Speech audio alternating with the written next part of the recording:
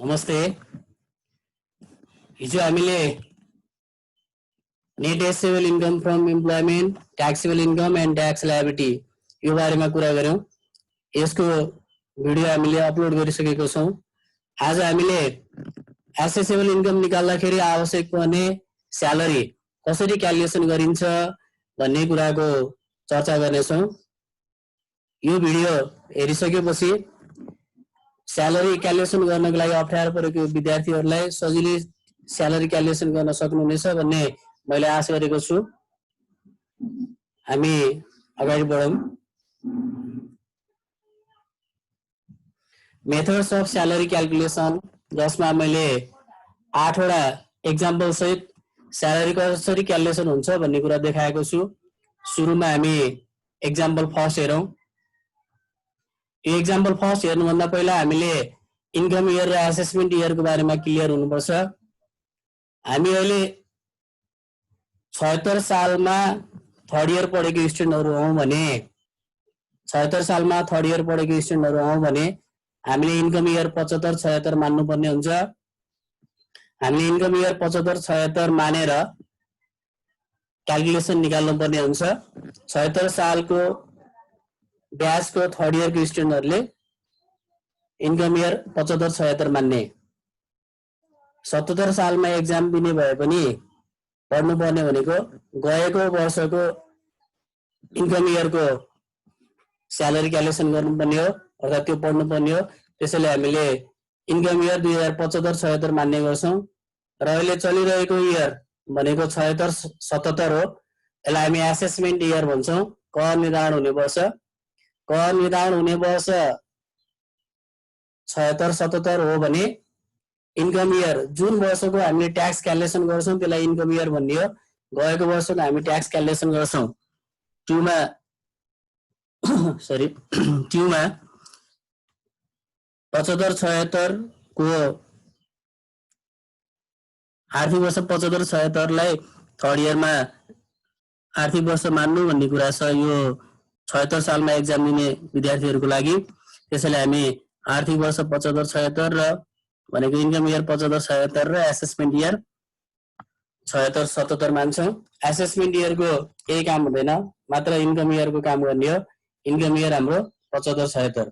त्यसैले सुरुको एउटा एक्जाम्पल मैले देखाएको छु।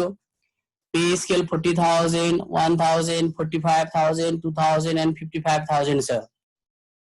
यो भनेको सुरुमा जब स्टार्ट गर्दाखेरि उसले 40,000 रुपैयाँ प्रति महिना पाउँथ्यो। त्यसपछि त्यसको 1 वर्ष पछाडी 1,000 को दरले रकम बढ्दै गयो। 1,000 रुपैयाँले कहाँसम्म बढ्ने त भन्दा 45,000 हुँदासम्म 1,000 ले बढ्ने, वर्षैपछि 1,000 ले बढ्ने भने हो त्यो। अनि 45,000 पछि 45,000 पुगिसकेपछि फेरि 2,000 को दरले बढ्दै जाने। कहाँसम्म जाने त 55,000 सम्म जाने र 55,000 पछि कहिले पनि नबढ्ने भने हो। त्यही अनुसार एउटा एक्जाम्पल मैले देखाएँ। यदि pay scale 40,000 dash 1,000 dash 45,000 dash 2,000 dash 55,000 छ र एपोइन्टमेन्ट डेट 1 साउन 2067 बीएस हो भने यानी एकदम याद गर्ने है, त्यो जब होल्डरले आर्थिक वर्षको सुरुमा नै 67 साल साउन 1 गते नै जबमा एपोइन्टमेन्ट भएको छ। त्यसैले जब आर्थिक वर्षको सुरु भनेको 1 साउन हो, साउनको 1 मै आर्थिक वर्षको सुरुमै उसले चाहिँ जब जोइन गरेको भएर हामीले 67 68 68 69 हुँदै जान्छौं। यसरी आर्थिक वर्षको सुरुमा गरे 67 साल साउनदेखि 68 साल असारसम्म उसको तलब कति, सुरुको बेसिक स्यालेरी 40,000। त्यसपछि प्रत्येक वर्ष 1,000 बढ्छ भनेका छौं। 41,000 42,000 43,000 44,000 45,000 45,000 पुगेपछि फेरि कति रुपैयाँले बढ्न थाल्छ त 2,000 ले। 45 पछि 2,000 ले बढ्यो 47 47 पछि 49 49 पछि 51। हामी कहाँसम्म पुग्नु पर्ने हुन्छ त भन्दा 75 76। यो भनेको 75 साल साउन 1 गतेबाट 76 साल असार 31 गतेसम्मको ट्याक्स क्याल्कुलेसन हो। यो 75 76 मा आइपुग्दाखेरि उसको तलब 51,000 हुने रहेछ, 1 महिनाको 51,000। त्यसैले स्यालेरी भनेर हामीले अब 51,000 इन्टु 12 गरेर एनुअल स्यालेरी 6,12,000 राख्नुपर्ने भयो। दशैं खर्च 1 महिनाको मात्र राख्ने, 1 महिनाको भनेको 51,000। अब पीएफ भनेको पीएफ प्रोभाइडेड बाई अफिस छ भने 6,12,000 को 10% ले 61,200 राख्नुपर्ने हुन्छ। यसरी आर्थिक वर्षको सुरुमा जोइन भयो भने अति सजिलो हुन्छ। जुन वर्षमा जोइन भएको छ त्यसको आर्थिक वर्ष लिने 67, 68, 68, 69 गर्दै ट्याक्स क्यालकुलेसन गर्ने वर्ष हाम्रो 75, 76 र 75, 76 सम्म आइपुग्ने। त्यसपछि अर्को एक्जाम्पल 2 छ। एक्जाम्पल 2 मा मैले 1 जेठ 2065 मा जोइन गरेको बनाएको छु। 1 जेठ 2065 पे स्केल त्यही नै छ। हेर अघिको अहिलेको एउटै हो, सेम छ। पे स्केल उस्तै छ। 40,000, 1,000, 45,000 यही नै छ सबै। यो भनेको सुरुमा 40,000 हुन्छ, 1,000 ले बढ्दै जान्छ 45,000 सम्म, 45,000 पछि 2,000 ले बढ्दै जान्छ 55,000 सम्म, 55,000 पछि कहिले पनि बढ्दैन भने हो। उसले आर्थिक वर्षको सुरुमा जोइन गरेन, त्यो भन्दा अरु वर्षहरुमा गर्यो, अरु टाइममा गर्यो, अरु महिनामा भनौं न, अरु महिनामा गर्यो भने कस्तो हुन्छ हेरौं। 1 जेठ 2065 मा जोइन गरेको भने 1 जेठ 2065 देखि यसको 1 वर्षसम्म उसको तलब 40,000 हो। यसको 1 वर्ष भनेको 31 वैशाख 2066 हुनेछ। 31 वैशाख 2066 यसको तलब 40,000 सुरुको यो है। त्यसपछि फर्स्ट 31 वैशाख 2066 पछाडी 1 जेठ 2066 आयो। फेरि यसको 1 वर्ष पछाडी भनेको 67 वैशाख यसको तलब 1,000 ले बढ्यो 41,000 भयो त्यो समयको। त्यसपछि फेरि यसको भोलिपल्ट 1 जेठ 2067 बाट 68, 68 देखि 69, 69 देखि 70 यसरी हुँदै जाने। 70 देखि 71, 71 देखि 72 कहाँसम्म जाने भने हाम्रो यो 76 साल असार 31 गते सम्मको तलब निकाल्नु छ हामीले। 76 साल असार 31 गते नआएसम्म जाने। यहाँनिर हेर दे तपाईले यहाँ पनि हेर्न सक्नुहुन्छ। 1 जेठ 2076 देखि 31 वैशाख 2077 भनेर लेखेको छु नि मैले। यो भित्र चाहिँ यो 76 सालको असार पर्छ। हामीले 75 साल साउनबाट 76 साल असारको तलब कति हो भनेर निकाल्ने हो। त्यसैले 76 साल असार 31 गते कहाँ आइपुग्छ त्यहाँसम्म अगाडि बढिरहने भनेपछि हामी यहाँ 76 साल असार यहाँनिर आइपुग्छ। त्यसैले 1 जेठ 2076 बाट 31 वैशाख 2077 सम्म उसको तलब 55,000 भन्ने हेर्यौं। माथिबाट हेरौं, सुरुमा 40,000, त्यसपछि 1,000 बढ्यो, 1,000 बढ्दै गएको छ 45,000 भयो। त्यसपछि 2,000 बढ्ने भनेको छ यहाँ 2,000 बढ्दै गएर 47, 49, 51, 53, त्यसपछि 55 भयो। 55 पछि बढ्दैन भनेपछि उसको तलब फेरि पनि कति भयो त 55,000। अब हामीले यहाँ स्यालेरी कहिलेको निकाल्नु पर्ने छ त 75 साल साउन 1 गतेबाट 76 साल असार 31 गतेसम्मको निकाल्नु पर्ने छ। त्यो 75 साल साउन भनेको कहाँनिर पर्छ त भन्दा 1 जेठ 2075 पछाडी 1 साउन 2075 आउने हो, यहाँ बीचमा पर्ने हो। त्यसैले यहाँनिर हेरे 1 साउन 2075 बाट 1 साउन 2075 बाट 31 वैशाख 2076 सम्म उसको तलब 55,000 रहेछ। भनेपछि 1 साउन 2075 भनेपछि साउन, भदौ, असोज, कार्तिक, मङ्सिर, पुष, माघ, फागुन, चैत, वैशाख 31 गतेसम्म भनेको छ। 76 वैशाख 31 गतेसम्म भनेपछि 10 महिना भयो। 10 महिना यो माथिको तलब 55,000, 55,000 इन्टु 10 भयो है। प्लस अब यो वैशाख पछाडी हामीलाई कहाँसम्म जानु परेको छ 76 असारसम्म जानु परेको छ भनेपछि यहाँ जेठ 1 बाट पनि सुरु गर्नु पर्यो। अब 1 जेठ बाट जेठ महिना पुरै र असार मसान्तसम्म भनेपछि असार महिना पुरै 2 महिना चाहिँ उसको तलब कति हुने भयो त 55,000 हुने भयो। यो माथिको 55,000 इन्टु 10 र तलको 55,000 इन्टु 2 गरेर उसको 1 वर्षको तलब चाहिँ 6,60,000 भयो। एकदम क्लियर हुने है। यो फेरि एकचोटि रिपिट गर्छु मैले। 2075 साउन 1 गतेबाट 76 असार 31 गतेसम्मको तलब लिने हो। 75 साल साउन 1 गते भनेको यो माथिको स्ल्याबमा पर्छ। यो 1 जेठ 2075 पछि बल्ल 1 साउन 2075 आउने हो। 1 साउन 2075 देखि 31 वैशाख 2076 सम्म 10 महिना हुन्छ। 10 महिना उसले 55,000 को दरले तलब खाने भयो। तेरो 55,000 इन्टु 10 भयो। त्यस पछाडि बाँकी रहेको 2 महिना चाहिँ तल स्ल्याबमा आउँछ। किन भन्दा 76 असार मसान्तसम्म पुग्ने हो भनेपछि जेठ 1 महिना र असार 1 महिना चाहिँ उसले यो तलको स्ल्याबको 55,000 छ नि यो तलको यो तलब खान्छ 55,000 × 2 यति गर्दाखेरि उसको 6,60,000 एक वर्षको तलब भयो। अब दशैं निकाल्न पर्यो भने यो माथिल्लो स्ल्याबमा जाने हो, किन भन्दा 75 साल असोजको दशैं खाने हो। 75 साल असोजको दशैं भत्ता खाने भएकोले माथिको स्ल्याबमा जति छ त्यो राख्ने, किन भन्दा 75 असोज भनेको यो माथिको 1 जेठ 2075 देखि 31 वैशाख 2076 भित्र पर्ने भएर दशैं खर्च चाहिँ माथिको हुन्छ है 55,000। अनि पीएफ भने 6,60,000 को 10% राख्ने। यसरी यो अहिले चाहिँ के छ भने यो माथिल्लो स्ल्याब र तल्लो स्ल्याब चाहिँ 55,000 बराबर भएको भएर डाइरेक्ट 55,000 × 12 गरेर पनि राख्न सकिन्छ। तर कहिलेकाहीँ यो दुईटा चाहिँ फरक पनि पर्दिन सक्छ कि तलको दुईटा छ नि यो फरक पर्दिन सक्छ। त्यतिखेर कसरी क्यालकुलेसन गर्ने भन्ने कन्फ्युज हुन्छ भनेर मैले यसरी भिन्दा भिन्दै देखाइदिएको। तर दुईटा एउटै भएको बेला डाइरेक्ट 55,000 × 12 गरेर पनि राख्न मिल्छ। अगाडि बढौँ एक्जाम्पल 3 मा। अब यहाँ मैले 40,000 सुरुमा त्यही अघिकै पे स्केल छ र एपोइन्टमेन्ट चाहिँ 1 जेठ 2067 मा भएको छ। 1 जेठ 2067 यस्तो भयो भने के हुन्छ हेरौँ। 1 जेठ 2067 देखि 31 वैशाख 2068 मा एक वर्ष भयो 40,000।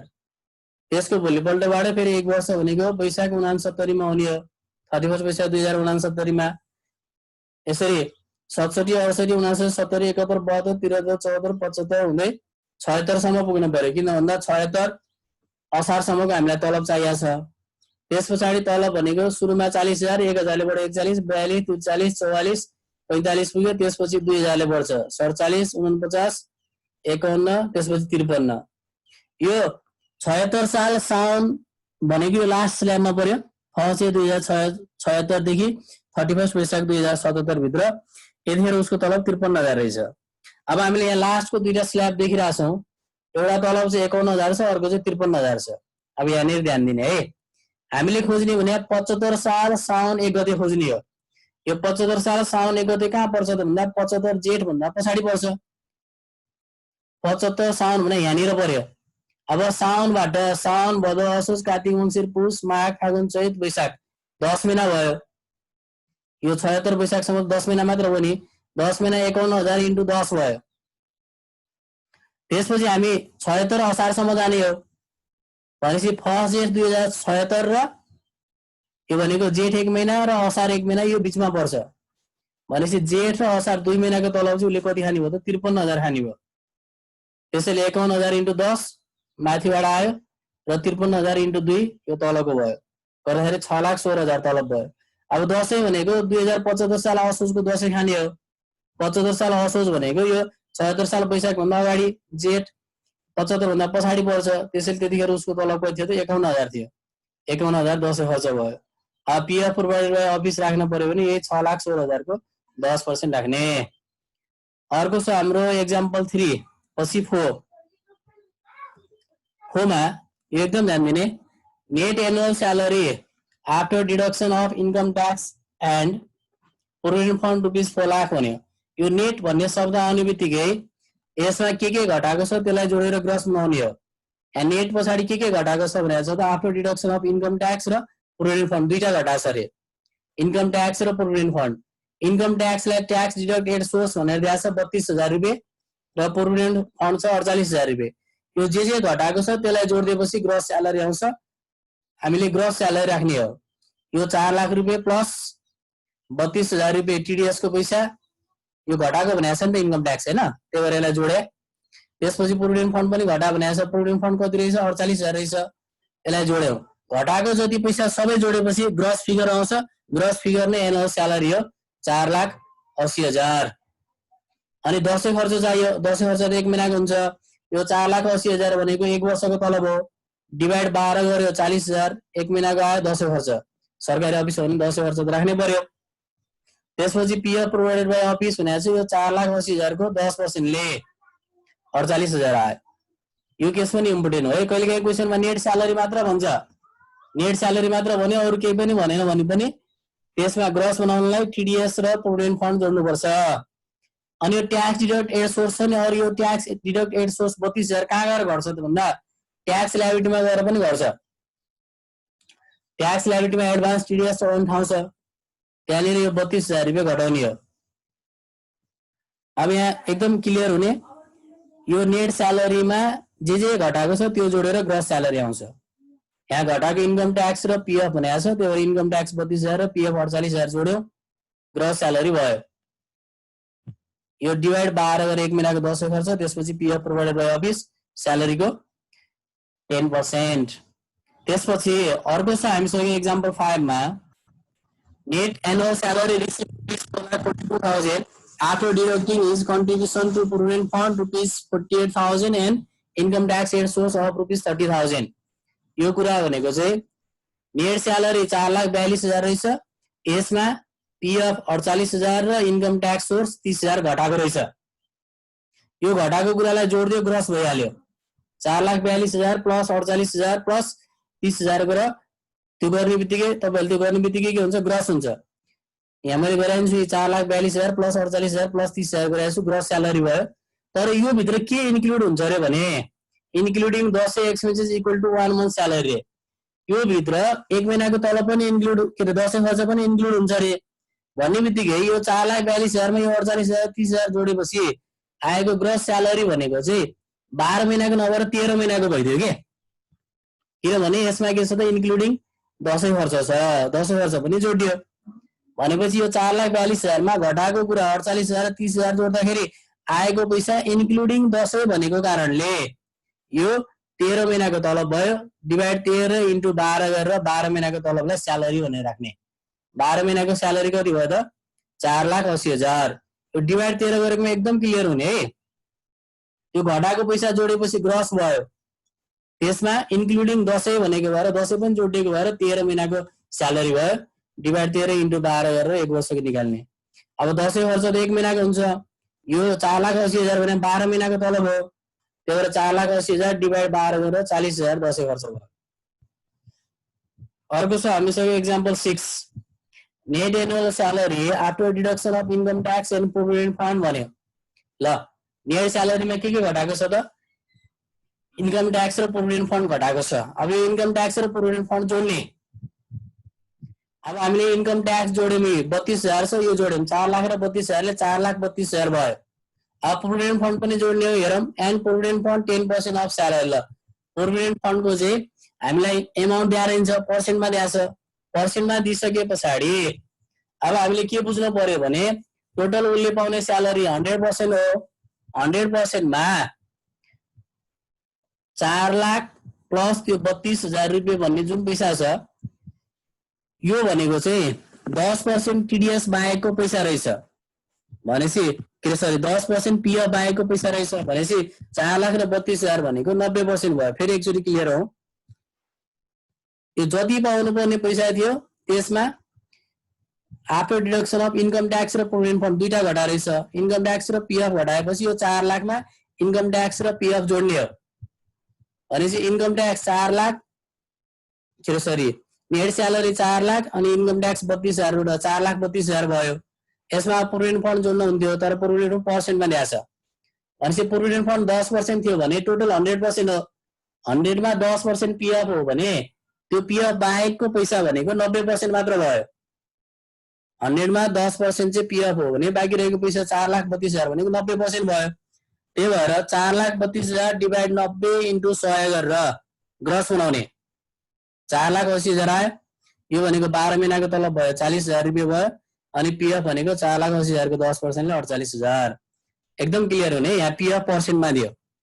त्यसपछि अर्को छ हामीसँग 7 मा Mr. Hari is working in a government office as a senior officer since last 6 years. 6 years भन्यो गएको 6 वर्षदेखि चाहिँ उसले गभर्नमेन्ट अफिसमा काम गरिरहेछ, सिनियर अफिसर भएर काम गरिरहेछ भन्छ। यहाँ 6 इयर्स भन्ने शब्द आयो, 6 इयर्स भनेको भएर यहाँ 1 2 3 4 5 6 राख्यो। अनि यसको स्यालेरी स्केल छ, पहिला 12,000 हुँदो रहेछ फर्स्ट इयरमा, त्यसपछि 500 ले बढ्यो 12,500, 13,000 सम्म 500 ले बढ्छ भनेको छ 13,000 भयो, त्यसपछि 1,000 ले बढ्यो 14,000 15,000 16,000, त्यसै गरेर 6 वर्ष पुरा कति भयो त 16,000 भयो। 12 12,500 13,000 13,000 पछि 1,000 भयो 14,000 15,000 16,000। यहाँ 6 इयर्स लास्ट 6 इयर्स भनेको भएर इयर 6 राखे है। यहाँ लास्ट 8 इयर्स भनेको भयो यहाँ 8 सम्म जानु पर्थ्यो र 8 मा जति तलब हुन्थ्यो त्यही राखिन्थ्यो। यहाँ इयर 6 लास्ट 6 इयर्स भनेको भयो इयर 6 राख्यो, इयर 6 मा जति तलब छ त्यही राख्ने। इयर 6 मा 16,000 छ, 16,000 इन्टु 12,000 र 1,92,000 आयो, 10 खर्च 16,000, त्यही इयर 6 को पैसा हो, 1 महिनाको तलब र पीएफ भनेको 1,92,000 को 10%। भनेपछि यहाँ लास्ट 6 इयर्स भन्ने शब्द आयो। लास्ट 6 इयर्स भने भएर 6 सम्म गएको।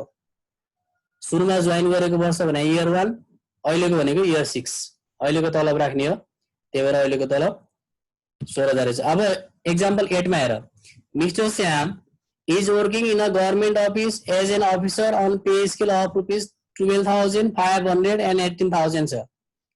सुरुमा 12,000 छ, त्यसपछि 500 ले बढ्दै जान्छ र 18,000 पुग्छ, त्यसपछि बढ्दैन भनेको। यहाँ तपाईहरुले बुझ्नुपर्ने कुरा यहाँ के भनेको छ भने स्यालेरीमा बेसिक स्यालेरी प्लस 4 ग्रेड भनेको छ। बेसिक स्यालेरी भनेको यो 12,000 हो, यो 12,000 लाई बेसिक स्यालेरी वा स्टार्टिङ स्यालेरी भन्छ। 12,000 प्लस एउटा ग्रेड 500 रहेछ भने उले पाएको 4 वटा ग्रेड हो, 500 इन्टु 4 भयो भनेपछि ग्रेडको पैसा 2,000 रहेछ र यो 12,000 गरेर 14,000 आयो। 14,000 इन्टु 12 ले 1 वर्षको तलब भनेको 16,000 फेरि सरी 1,68,000 भयो। अब यसमा 10 राख्नु पर्दा कति राख्ने? 14,000 राख्ने।